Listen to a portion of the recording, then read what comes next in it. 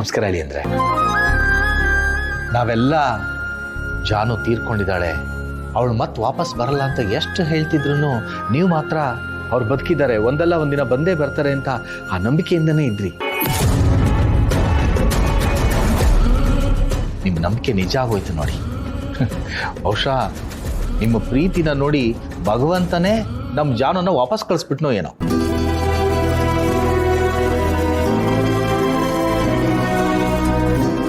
ಹೌದು ಅಳಿ ಅಂದ್ರೆ ನಮ್ಮ ಜಾನುಗೆ ನಿಮ್ಮ ಜೊತೆ ಬದುಕೋ ಯೋಗ ಇನ್ನೂ ಇದೆ ಅಂತ ಕಾಣುತ್ತೆ. ಅದಕ್ಕೆ ಆ ದೇವರು ನಮ್ಮ ಜಾನುನ ವಾಪಸ್ ಕಳಿಸಿದ್ದಾನೆ. ನಮ್ಮ ಮಗಳನ್ನ ನಿಮ್ಮ ಜೊತೆ ಕಳಿಸ್ತಾ ಇದ್ದೀವಿ. ನೀವಿಬ್ರು 100 ವರ್ಷ ಸುಖವಾಗಿ ಬಾಳಿ. ನೀನ್ ತಿಳ್ಕೊಂಡ ಹಾಗೆ ಅವನು ಒಳ್ಳೆ ಮನುಷ್ಯ ಅಲ್ಲ, ರಾಕ್ಷಸ ಅವನು.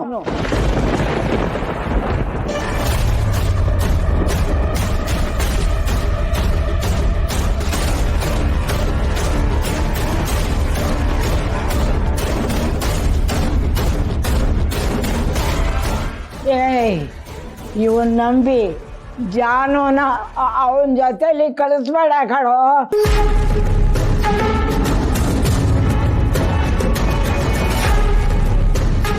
ಇವನ ಹತ್ರ ಮನುಷ್ಯನ ಜೀವಕ್ಕೆ ಬೆಲೆ ಇಲ್ಲ ಕಣೋ, ಬೆಲೆ ಇಲ್ಲ.